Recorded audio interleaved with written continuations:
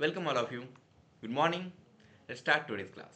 Today's class will be on one of the most important topics in English language, okay, that is verbs. Because any sentence that we say, there is a certain action happening in that sentence, okay, and that action happening in that sentence is said using the word called verb, okay. म्हणजे कोणत्या वाक्यामध्ये कोणती ना कोणती क्रिया होत असते, काम होत असते, आणि ते काम ती क्रिया करणारा शब्द असतो वर्ब, ओके. मी जेवण करतो, मग जेवण करण्याची क्रिया होते, मी खातो, खाण्याची क्रिया होत आहे, मी बघतो, बघण्याची क्रिया होत आहे, ओके. यांना इंग्रजीतून कसं म्हणायचं? मी जेवण करू शकतो, आय कॅन इट. इट हे काय झालं, त्याच्यातला वर्ब झाला. आय कॅन जम्प, मी उडी मारू शकतो, उडी मारण्याबद्दल बोलत आहात, मग जम्प हा त्याच्यातला वर्ब झाला. म्हणजे की जे वाक्य बोलत असता त्याचा सर्वात महत्त्वाचा भाग कोणता असतो? वर्ब. कारण तो वर्ब तो शब्द असतो जो की आपल्याला सांगत असतो ते वाक्य काय करणार आहे, नाहीतर काय करत आहे, नाहीतर काय केलेलं आहे, ओके. कळालं? तर मग अशा या शब्दाचे आपण 10 प्रकार बघणार आहोत. So if everyone is ready, let's see. The first type of this sentence is action verb. काय आहे? Action verb. एक सेकंद. आता बघा, पूर्ण स्पेलिंग दिसेल तुम्हाला. ACTION action, VERB verb, action verb. मागेले मुलं काय करत आहेत? आलो वापस. मागेले मुलं काय करत आहेत? पळत आहेत, हो की नाही? इकडे पळत आहेत. आता मग यांनी पळताना मला सांगा बरं की कोणती क्रिया करत आहेत? पळण्याची क्रिया करत आहेत. मग हे जी क्रिया आहे, ओके, ती फिजिकल आहे की नाही? हो, ओके. अशी फिजिकल ज्या क्रिया असतात, ओके, आजूबाजूच्या जगात होणाऱ्या, त्यांना ॲक्शन वर्ब म्हणायचे. याच्याबद्दल अजून जराशी डिटेल माहिती घेऊया. बघा, काय लिहिलेलं ते एकदा वाचा. वाचून झालं की यस टाईप करा, मग मी तुम्हाला समजून सांगतो, ओके. वाचायला का?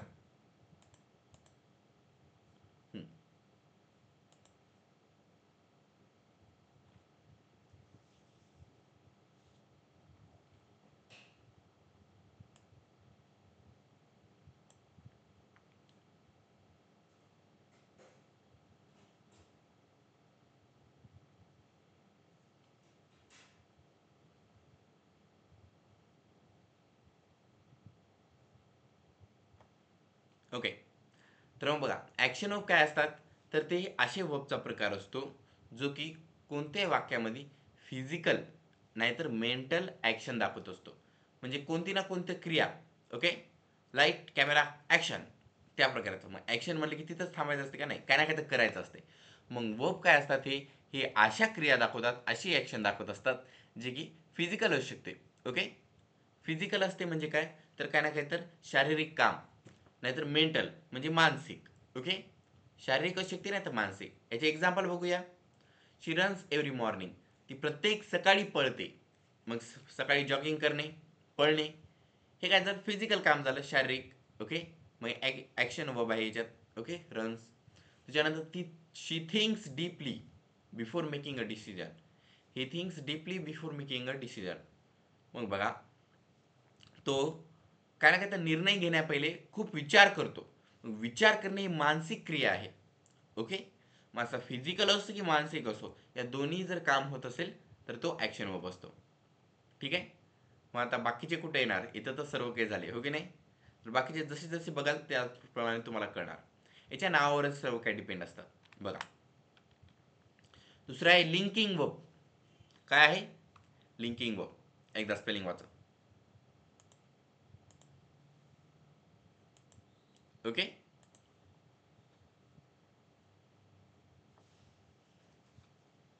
काय असेल वाटते तुम्हाला? विचार करा.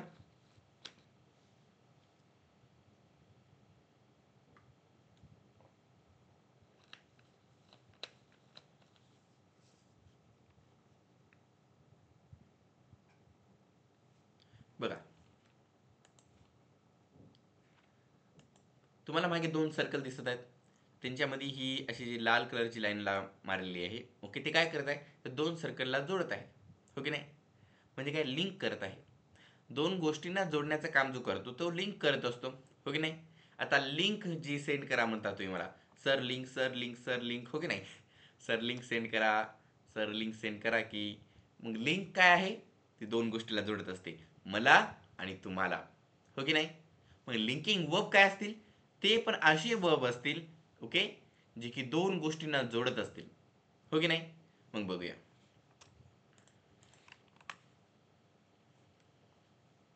खूप काय लिहिलेलं आहे, हो की नाही. एक सेकंद ना, आता वाचा.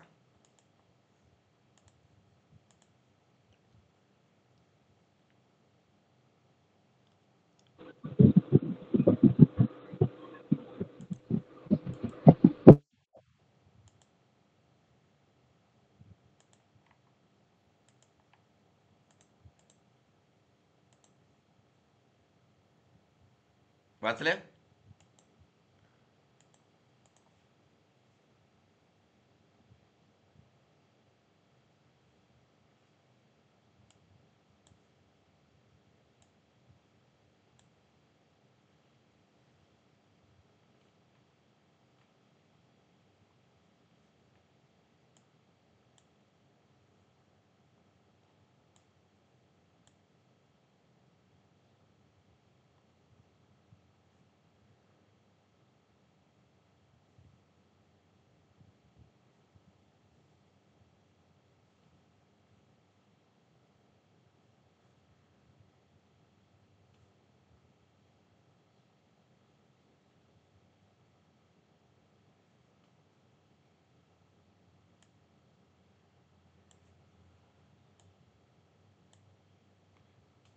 ओके, वाचणं झालं की यस टाईप करत जा बरं का.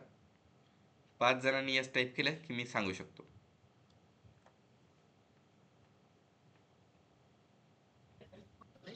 मग बघा, तर मी तुम्हाला तिथं अंडरलाईन करून पण दिलेला आहे कोणकोणता महत्त्वाचा भाग आहे तो. तर लिंकिंग वर्ब काय असतो, तर लिंकिंग वर्ब हे असे शब्द असतात, ओके, असे सब्जेक्ट्स असतात, सॉरी, असे शब्द असतात, असा वर्ब असतो जो की सब्जेक्टला आणि नाऊन नाहीतर त्या ॲडजेक्टिव्हला जोडत असतो. ओके, मग बघा, सब्जेक्ट असतो त्याला त्याच्या ॲडजेक्टिव्हला जोडतो, नाहीतर नाऊन असेल त्याला त्याच्या ॲडजेक्टिव्हला जोडतो. ओके, म्हणजे कसं आहे, तर मग बघा, अं, एक एक्झाम्पल घेऊया आपण इथे. Okay, for example, the cake smells delicious. Okay, the cake smells delicious म्हणजे कसा, द केक आहे तो स्मेल करत आहे, ओके, त्यात सुगंध येत आहे, पण कसा, डिलिशियस येत आहे, खूप चांगला. मग खूप चांगले हे काय आहे, हे ॲडजेक्टिव्ह आहे त्याच्यातला, हो की नाही. मग आणि केक बद्दल माहिती आहे, मग या दोघांना जोडण्याचं काम कोण ना कोणी तर केलं पाहिजे ना, हो की नाही. मग अशाच प्रकारे ॲडजेक्टिव्हला सब्जेक्ट सोबत जोडणे, ओके, नाहीतर नाऊनला सब्जेक्ट सोबत जोडणे, याचं काम कोण करत असतो, तर याचं काम करत असतो लिंकिंग वर्ब. ओके, याच्या नावामध्येच आहे, लिंक करत असतो, असा वर्ब जो लिंक करत असतो. For example, she is happy, ती आनंदी आहे, ओके. मग शी म्हणजे तिला आणि आनंदी हॅपी या दोन शब्दांना जोडायचं काम कोण करत आहे, इज. मग हा काय झाला, लिंकिंग वर्ब. ओके, सर हा वर्ब आहे, ठीक आहे, याच्यातला मेन वर्ब आहे, हां, तसंही आहे, पण काय, लिंकिंग वर्ब आहे, एकच वर्ब वेगवेगळ्या प्रकारचा असू शकतो, टेन्शन घ्यायचं नाही. मग याचे एक्झाम्पल कसे आहेत, ॲमिजार, वॉजवेअर, ओके, कम, ॲपियर, बिकम ॲपियर, या प्रकारचे सर्व काही एक्झाम्पल्स आहेत. आता मग बघा, यानंतर येतो हेल्पिंग वर्ब. मला हे सांगायचं होतं तुम्हाला, इथे ॲमिजार, वॉजवेअर दिलं आहे आणि इथं नंतर लगेच हेल्पिंग वर्ब दिलं आहे. तुम्हाला कन्फ्युजन होत असेल, हो की नाही, की सर याच्या पहिले आम्ही आहे ना हेल्पिंग वर्ब शिकलेले आहेत, जे की आहेत डू, डज, ॲमिजार, ओके, वॉजवेअर, ओके, हो की नाही, हॅव, हॅज. आणि याच्या पहिलेच तुम्ही म्हणले की ॲमिझर, वॉजवेअर हे आहे ना लिंकिंग वर्बमध्ये येतात. पण आता जसं सांगलो मी, linking verb, helping verb, action verb, dynamic verb, या प्रत्येकामधला एक्झाम्पल एकच असू शकतो, ओके. फक्त तुम्हाला काय बघायचं आहे, त्याची जी डेफिनेशन आहे त्यानुसार तो वर्ब काम करत आहे की नाही, ओके. करत असेल तर मग त्याचा एक्झाम्पल असतो. ऑप्शनमध्ये चारही असणार नाहीत, ठीक आहे, असले तर मग चारही टिक करायचं. पण चारही नसत नाहीत, चिंता करू नका, ओके. आणि ते वाक्यावर पण डिपेंड असते ते कुठे यूज करत आहेत. मग हे कसं करणार, तर जसे जसे तुम्ही एक्झाम्पल सोडवत जातात त्याप्रमाणे मी तुम्हाला फक्त आता एक माहिती देत आहे की कोणते वर्ब असतात, किती असतात, काय काम करत असतात. ओके, याचे फक्त तुम्ही टायटल पाठ करा, एक एक एक्झाम्पल आणि जराशी डेफिनेशन. नंतर मग जितके क्वेश्चन सोडवणार त्यानुसार तुमच्या आहे ना डाऊट क्लिअर होत राहणार. आता असणार आहे हेल्पिंग वर्ब. हेल्पिंग वर्ब म्हणजे काय, तर मागचा जो मुलगा आहे तो उडी मारत आहे. काय करत आहे, उडी मारत आहे. बघा, यानं उडी मारण्यासाठी ते स्पेशल बूट घातलेला आहे, हो की नाही. त्या बुटाच्या खाली काय आहे, स्प्रिंग. ते स्प्रिंग त्याला काय करत आहे, उडी मारण्यासाठी मदत करत आहे, हो की नाही. मग अशाच प्रकारे कोणते कोणते वर्ब असतात जे वाक्यांना आहे ना मदत करत असतात. कशासाठी, तर रूपांतर होण्यासाठी. एका वाक्याचं दुसऱ्या वाक्यामध्ये कन्वर्जन होण्यासाठी आहे ना ते मदत करत असतात वाक्याला. मग तसे कोणते वर्ब असतात याबद्दल माहिती घेऊया. मग बघा, ते वर्ब असतात for example she is singing. Okay, मग या वाक्यामध्ये इज हा जो वर्ब आहे तो त्याला आहे ना मदत करत आहे. Okay, he has eaten lunch. Has हा जो वर्ब आहे तो मदत करत आहे. तर तुम्हाला कसं कळावे कोणते हेल्पिंग वर्ब आहेत, तर तुम्ही काळाचे 12 वाक्य पाठ केले.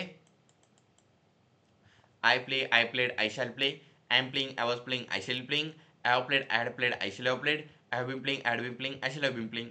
ओके, या काळाच्या 12 वाक्यांमध्ये पहिले जे दोन टेन्सचे वाक्य आहेत आय प्ले आणि आय प्लेड, हे सिंपल प्रेझेंट आणि पास्ट आहेत. सिंपल प्रेझेंट मधला हेल्पिंग वर्ब असतो डू आणि डज. ओके, डू आणि डज. पुन्हा सांगू, सिंपल प्रेझेंट मधला हेल्पिंग वर्ब असतो डू आणि डज. सिंपल पास्ट मधला हेल्पिंग वर्ब असतो डिड. ओके, आता बाकीच्या वाक्यांमध्येच हेल्पिंग वर्ब आहे. बघा मग, सिंपल फ्युचर टेन्सचं वाक्य काय आहे, आय शाल प्ले. हो की नाही, काय आहे, आय शाल प्ले. आयच्या नंतर कोणता शब्द आहे, शाल. मग हो, हा झाला याच्यातला हेल्पिंग वर्ब. नंतर I am playing, continuous present tense वाक्य. याच्यात आयच्या नंतर सब्जेक्टच्या नंतर लगेच कोणता शब्द आहे, एम. मग हा झाला याच्यातला शब्द. आणि जेव्हा शाल येतो तेव्हा याच्यासोबत विल येतो, मग शाल विल. एम येतो तेव्हा याच्यासोबत इज आर येते, मग एम इज आर. ओके, मग या प्रकारचे हेल्पिंग वर्ब आहेत. ठीक आहे, मग बघा कोणकोणते आहेत ते किती आहेत ते मी देतो.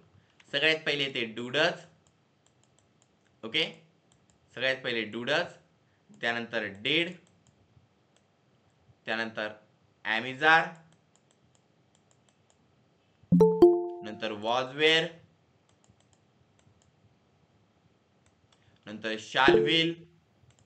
शाल बी, विल बी तसं नसते, फक्त शाल विल आहेत. ते बी, हॅव हे कसं काय यूज करत असतात, तर शालच्या नंतर कधी वर्बचा पहिला फॉर्म यूज करावा लागतो म्हणून ते यूज करतात. नंतर मग हॅव हॅज, नंतर हॅड. ओके, कळालं तुम्हाला. तुम्ही या प्रकारचे हे सर्व प्रकार आहेत, डूडज, did, ॲमिजार, वॉजवेअर, shall have, shall will, नंतर हॅव हॅज, नंतर हॅड. ओके, हे एकूण इतके हेल्पिंग वर्ब आहेत. यांना कसं कोणत्या सब्जेक्ट सोबत यूज करायचं हे जर तुम्हाला एकदा कळालं तर त्या टॉपिकला म्हणत असता आपण सब्जेक्ट वर्ब ॲग्रीमेंट. ओके, इतका सोपा टॉपिक आहे तो आणि याच्यामध्ये काय अवघड नाही. हेल्पिंग वर्ब हेच आहेत आणि यांनाच इतकेच एक्झाम्पल आहेत हेल्पिंग वर्बचे. हे पाठ करा, तुम्हाला लगेच येणार. ओके, कळालं. आता येतो मॉडेल वर्ब. मॉडेल वर्ब काय असतो, तर बघा, मॉडेल वर्ब म्हणजे ते मॉडेल नसतात बरं का ते चलणारे स्टेजवर चलत ना, ते नाही. तर मॉडेल वर्ब म्हणजे काय असतात, तर ते टेन्सच्या काळाच्या बाहेर असतात. ते वेगवेगळे मूड सांगण्यासाठी असतात. ओके, वेगवेगळ्या स्थिती, वेगवेगळ्या परिस्थिती, याच्या मदतीने तुम्ही तुमची क्षमता सांगू शकता, ॲबिलिटी. याच्या मदतीने तुम्ही शक्यता सांगू शकता, पॉसिबिलिटी. ओके, याच्या मदतीने तुम्ही परवानगी घेऊ शकता, परमिशन. रिक्वेस्ट करू शकता, विनंती. ओके, अशा वेगवेगळ्या गोष्टी. मग एकूण आहेत 8 मॉडेल वर्ब. असे मोठे करा म्हणा, can, could, may, might, must, should, would, ought to. पुन्हा म्हणा, can, could, may, might, must, should, would, ought to. तुम्हाला प्रश्न पडेल की सर तुम्ही 8 मॉडेल ॲग्री आहेत म्हणता आणि एक्झामला यूज टू हे कोणता तर 9वाच मॉडेल ॲग्री दिल्या. तर मग बा, आहेत खूप, पण आपण फक्त हे 8 पाठ करायचे. ओके, तुम्हाला बोलण्यासाठी इतकेच गरजेचे आहेत आणि जे पण काही एक्स्ट्रा लागतील, ज्यांची तुम्हाला आहे ना एक्झामसाठी गरज लागणार, तुम्ही पेपरमध्ये देणार. एकदा पेपर दिला, जर जमलं नाही तर तुम्हाला ध्यानात राहणार. हो की नाही? मी तुम्हाला बार बार सांगत असतो, आपला जो पेपर असतो ना, तो तुमच्या प्रॅक्टिससाठी आहे. ओके, मग एक वेळ सोडवायचा नाही, बार बार सोडवायचा. तुम्हाला प्रत्येक क्वेश्चन कळायला पाहिजे. ओके, मग तुम्हाला जे भविष्यातले पेपर असणार ते खूप सोपे जाणार. आता बघा, याच्यामध्ये हेच सांगत आहे, मॉडेल ऑफ तुम्हाला necessity, possibility, permission, ability, obligation हे सांगण्यासाठीच यूज केला जातो. मग इथं बघा, she can speak Spanish fluently. She can speak Spanish fluently. Okay, you must finish your homework before you can go out. मग इथं मस्ट नंतर कॅन हे काय, हे मॉडेल एक्झर आहे, जसे मी तुम्हाला सांगलो होतो त्याच प्रकारे. कळालं? नंतर ट्रान्झिटिव्ह वर्ब. आता हे काय असतात बघा, एक सेकंड. आता दिसणार स्पेलिंग.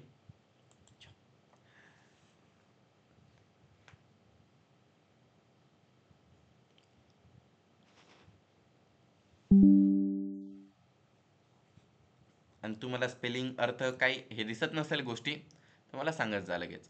ओके, म्हणत जा सर बाजूला सरका. ओके, तर बाजूला सरकाच्या शिवाय म्हणायचं सर गाय पॉ. ओके,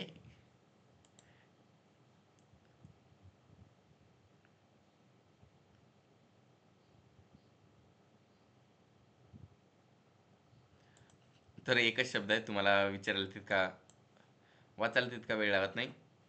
एक सेकंड. मी ते बघा, ट्रान्झिटिव्ह वर्ब. मागे एक मुलगा दिसला असेल, त्याला बघण्यासाठी मी इतका वेळ आलो नव्हतो. तो काय करत होता? केक खात होता. तुम्हाला देणार नाही. ओके, असा बघत आहे जसं की तुम्हाला तर देणंच त्यानं. ओके नाही? तर मग हा जो मुलगा आहे तो केक खात आहे. ओके, आणि हे वर्ब काय सांगत आहे बघा, a transitive verb is a verb that requires a direct object to complete its meaning.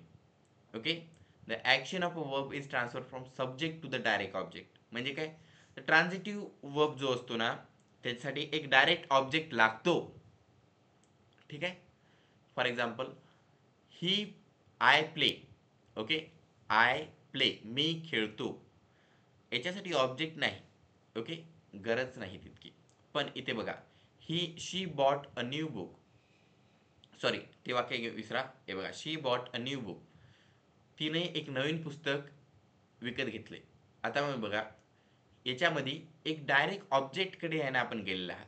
ते पहिल्याचं एक्झाम्पल घेतलं तर कन्फ्युजन होणार डायरेक्ट तयार. त्याच्यामुळं इथे बघा, ट्रान्झिटिव्ह वर्ब कशाबद्दल बोलतो, की याची जी क्रिया असते ती डायरेक्ट एका ऑब्जेक्टवर असते, ती आपल्या पुढे असते ऑब्जेक्ट. ओके, रिअलिस्टिकपणे. म्हणजे की हे मुलगा दुसरी कुठे काय बघणार का? नाही, डायरेक्ट इथून केककडे, केककडून खायचं, केककडे, केककडून खायचं, दुसरी कुठे बघणार नाही.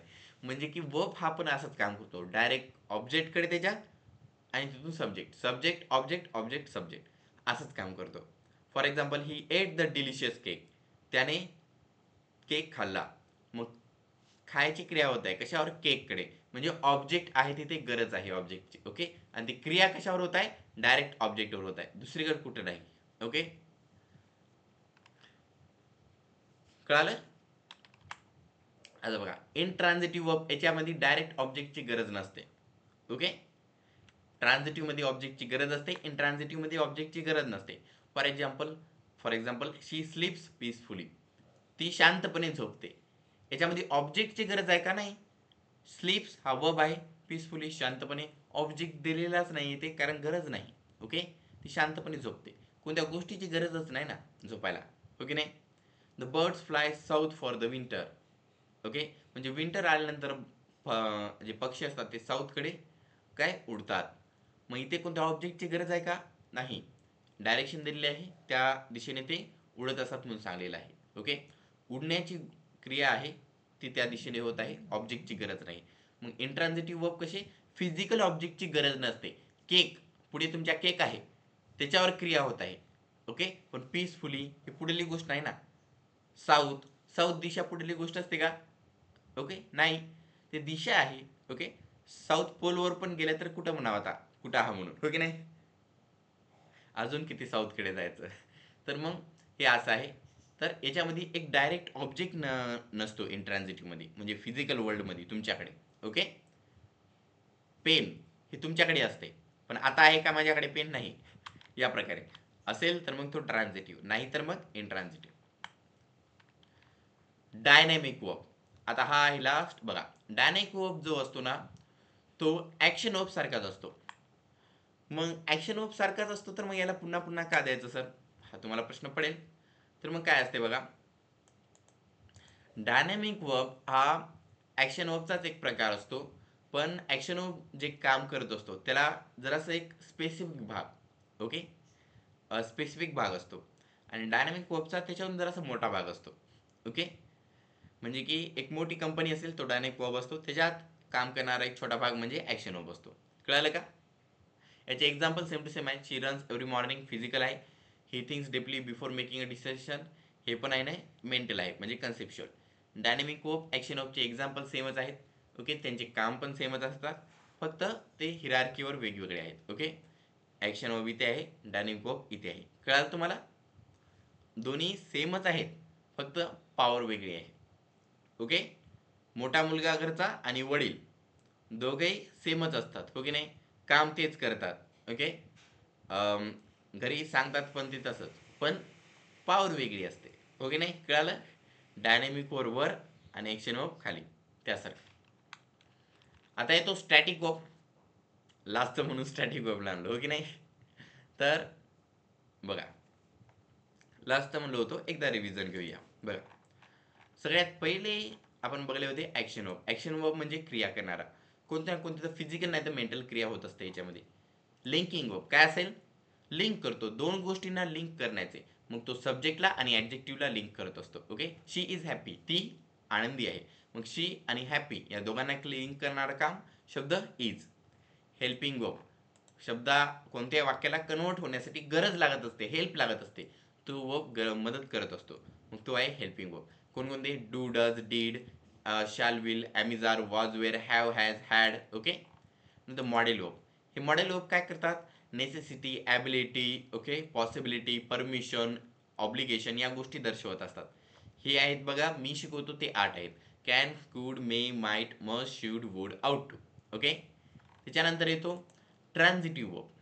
ट्रान्झिटिव्ह वर्ब काय करत असतात, ट्रान्झिटिव्ह वर्बला काम करण्यासाठी एक डायरेक्ट ऑब्जेक्ट लागतो फिजिकल वर्ल्डमध्ये, तुमच्या समोर असला पाहिजे तो ऑब्जेक्ट, ओके.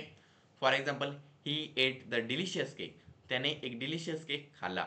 केक आहे समोर आहे तुमच्या, ओके नाही, स्वप्नात आहे का, स्वप्न बघत असाल तर असेल, पण आता समोर आहे, वाक्य म्हणतात तेव्हा.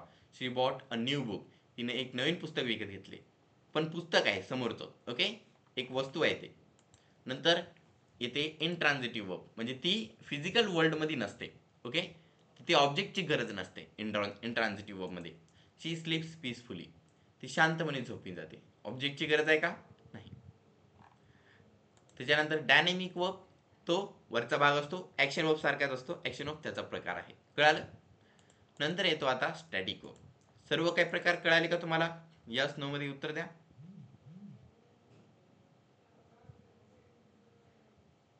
यस नो मध्ये उत्तर द्या.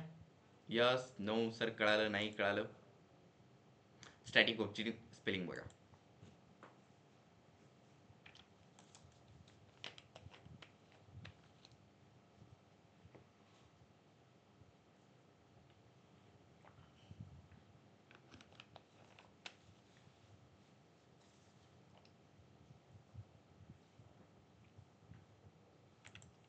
मग बघा, वाचा.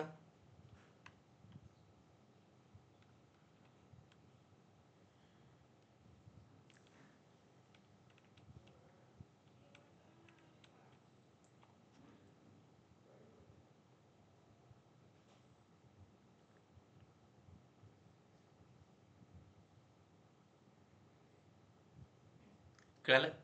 मग बघा, हे स्टॅटिक वर्ब जे असतात यांना दुसरं नाव आहे स्टेट वर्ब, ओके. मग हे काय सांगतात, हे आहे ना तुम्हाला दर्शवत असतात कोणत्या पण ॲक्शन शिवाय एक कंडिशन, ओके, नाहीतर एक स्टेट, म्हणजे की माझं स्टेट कसं आहे, मी कसा आहो, ओके.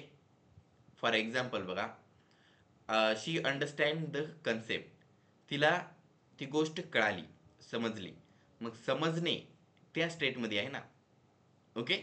म्हणजे मी तुम्हाला विचारतो बघा, तुम्हाला कळालं की नाही, कोणते कोणते विद्यार्थी जर ऑफलाईन क्लासमध्ये जेव्हा शिकवतो तेव्हा असं बघतात माझ्याकडे, मी म्हणतो कळाले की नाही, असंच बघतात, दुसरं काही नाही. डोक्यामध्ये काय सुरू असते की वेगवेगळे विचार दुसरं सुरू असते, मी काय म्हणतो ते काही कळत नाही. ओके. म्हणजे कळालेलं आहे का नाही, त्या स्टेटमध्ये आहेत का त्यांनी कळण्याच्या, नाही, कळालं नाही त्यांना. मग स्टॅटिक वर्ब काय सांगतो, अंडरस्टँड, तिला कळालेलं आहे. ओके. म्हणजे की कळालेलं आहे त्या परिस्थितीमध्ये आहे तिनं, हे सांगण्याचं काम स्टॅटिक वर्ब करत असतो. ओके. दुसरी म्हणजे ही ओन्स अ ब्युटिफुल हाऊस, मागचं घर किती सुंदर आहे बघा, तर मग त्याच्याकडे इतकं सुंदर घर आहे, मग असं ओन करतो त्यानं, स्वतःचं आहे त्याचं घर. ओके. म्हणजे याच्यामध्ये काही क्रिया होत असते का, नाही, त्याच्या स्वतःचे ते घर आहे, तो घर बांधत आहे म्हणायला का, नाही, तो घर विकत घेत आहे म्हणत आहे का, नाही, तो घर विकत आहे म्हणत आहे का, नाही, त्याच्या स्वतःचं ते घर आहे, इथं काही क्रिया होत नाही, पण ते त्याचं एक स्टेट आहे त्याचं. ओके. त्याची ती तशी एक स्थिती आहे, एक घर असण्याची त्याची स्थिती आहे, त्याची ते समजण्याची स्थिती आहे. मग असे काय असतात, स्टेट वर्ब असतात, नाहीतर त्याला स्टॅटिक वर्ब म्हणतात. ओके. इथं पदेसेन हे स्टेट आहे, म्हणजे मालकी दर्शवायचं. एक गोष्ट ध्यानात ठेवायची, याच्यामध्ये काही ऍक्शन होत नाही. नंतर रेग्युलर वर्ब. रेग्युलर वर्ब कसे असतात बघा, आता हे मागची मुलं दिसत आहेत तुम्हाला, यांचा सगळ्यांचा ड्रेस सेम आहे की नाही, सर साईज मध्ये फरक आहे म्हणा, हो की नाही. ते मागायला छोट्या छोट्या मुलांचा शर्ट छोटा आहे, हे इकडल्या मोठ्या दोघांचा शर्ट मोठा आहे, तसं नाही म्हणत, कलर म्हणत आहे, हो की नाही, का म्हणून त्यांना युनिफॉर्म म्हणत असतात. मग रेग्युलर वर्ब काय असतात, त्यांचा दुसरा आणि तिसरा फॉर्म सेम असतो. फॉर एक्झाम्पल प्ले, याचा दुसरा फॉर्म काय आहे, प्लेड, तिसरा प्लेड. जम्प, जम्प्ड, जम्प्ड, हो की नाही. Carry, carried, carried. आणि याचा एक एक सिमिलर एक जनरल फॉर्म आहे ईडी, म्हणजे की या वर्बच्या आखरीला ईडी लागत असतो. ओके. याचा दुसरा आणि तिसरा जो फॉर्म असतो त्याच्या आखरीला ईडी लागतो. ओके. फॉर एक्झाम्पल बघू, सांगा बरं मला तुम्ही, टॉप काय ना, दुसरा आणि तिसरा फॉर्म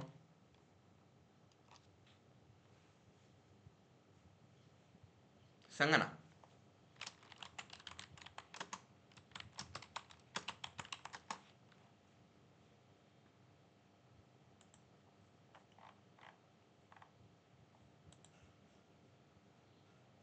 अरे इतका वेळ का लागत आहे तुम्हाला, दुसरा सोपा योग्य शब्द ऍक्सेप्ट. ईडी लावायचंय फक्त तुम्हाला, accept.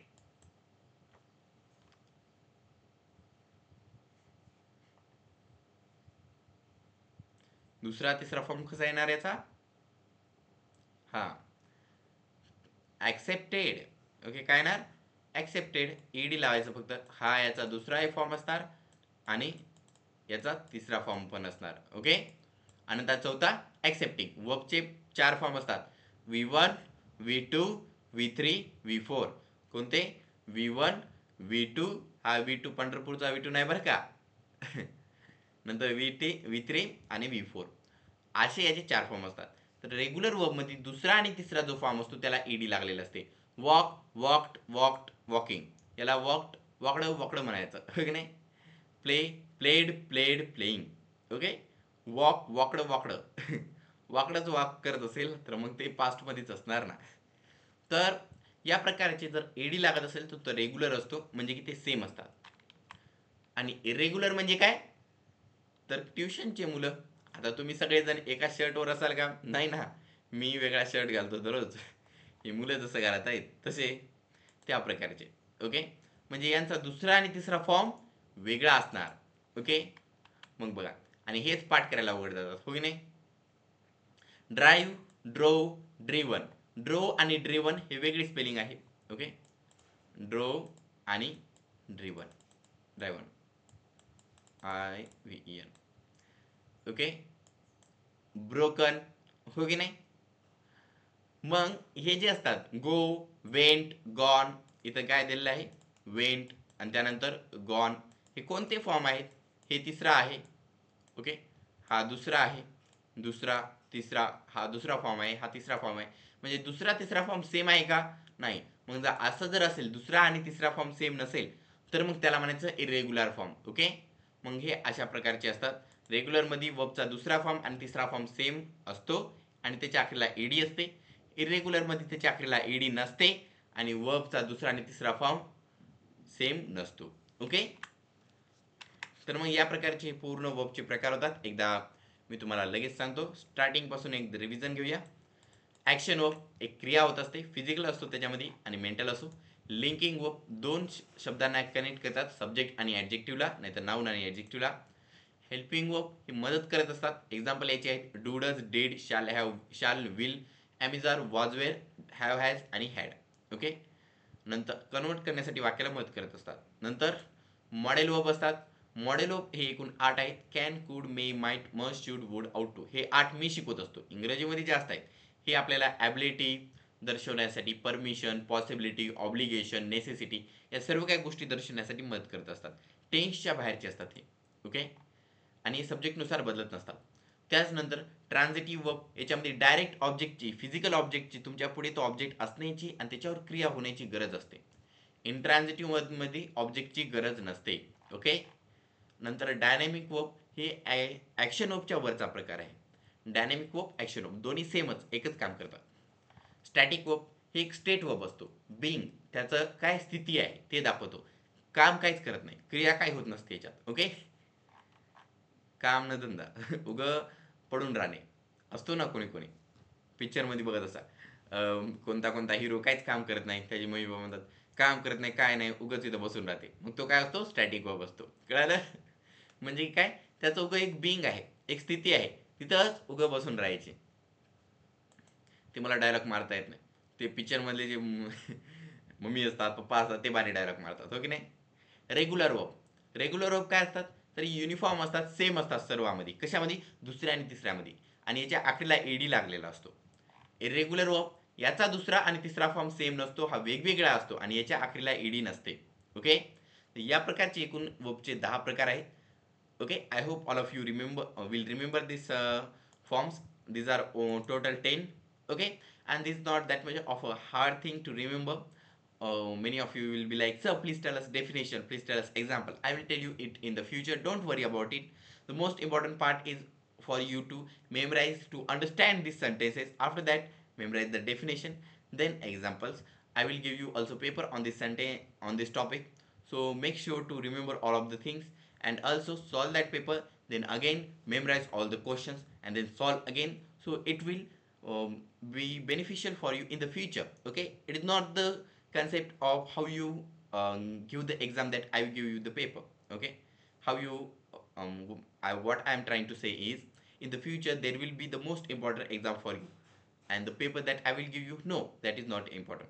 The most important thing in that paper is the amount of knowledge you gain from it. Okay, that's why I tell you again and again, solve that paper again and again, most of the times, how many times you may want. Okay, so that's it. See you in the next class. Bye, have a nice day. Good morning, good afternoon, good evening, good night.